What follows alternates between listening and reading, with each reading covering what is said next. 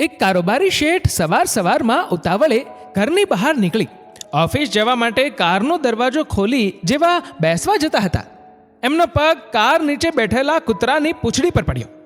દર્દથી કણસતા અચાનક થયેલા વારને હુમલો સમજી કૂતરાએ જોરથી શેઠના પગે બટકું ભર્યું. ગુસ્સામાં આવી શેઠે આજુબાજુમાંથી 10-12 પથ્થર કૂતરાને મારવા માટે ફેંક્યા, પણ નસીબ જોગે એક પણ પથ્થર કૂતરાને લાગ્યો નહીં અને કૂતરો ત્યાંથી ભાગી ગયો.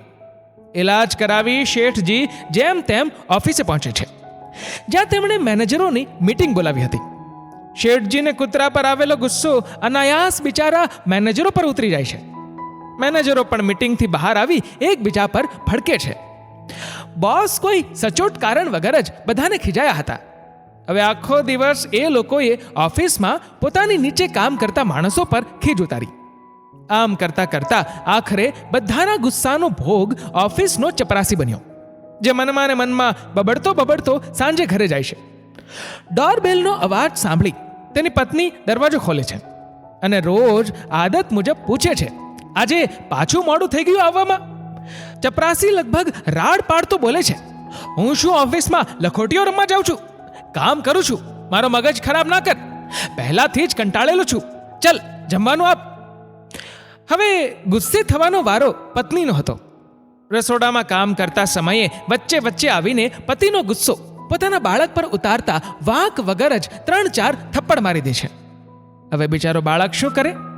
ઘરનું તંગ વાતાવરણ જોઈ કારણ વિના જ પોતાની માના હાથનો માર ખાઈ તે રડતો બહાર ચાલ્યો જાય છે.